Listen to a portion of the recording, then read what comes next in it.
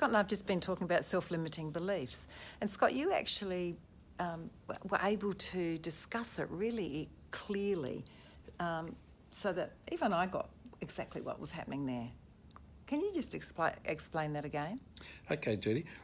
From my studies, the anxiety that you're talking about is a feeling that's in the body, which you'd explained to me. So I find it a little bit hard to work out what feelings are and what words are. So anxiety is a feeling that, or an emotion, you said, that we have in the body. Yeah. Well, from my reading is that chemicals in the body lead to a feeling of the emotion. So then the emotion then goes back to, obviously, there's chemicals being produced in the body. And chemicals being produced in the body come from thoughts. So our thoughts are producing those chemicals, and those chemicals then is leading to the anxiety. So if those thoughts are producing the chemical, it must be coming up quite a lot. So I would call that the predominant thought. Okay.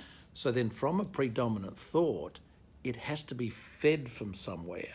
And what I believe there is that there's your belief it's coming from. But it can be so subconscious you wouldn't know. So there's a trail that I believe could be there, is an unconscious limiting belief leads to a thought. And if a thought's going over and over again, we'll call that a predominant thought.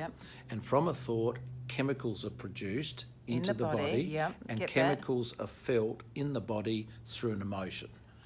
So when clients come to me with anxiety, it's actually an unconscious limiting belief that maybe is triggering it. And most of those happen in the really early years when our brain is just a sponge. And we're not even aware of the stuff we're picking up, but it's just like a sponge, and we hold it for the rest of our life. So when you do your fast EFT with the people and you root out and get rid of that unconscious limiting belief, and then you flipped it to a new memory. So what happens then is now they've got an unconscious or a conscious new belief, which leads then to a new thought that is very supportive. And then from that thought, the chemicals fire off, and then they'll have a feeling. And then it'll be a completely different feeling, and it transforms their life. Correct. Thank you.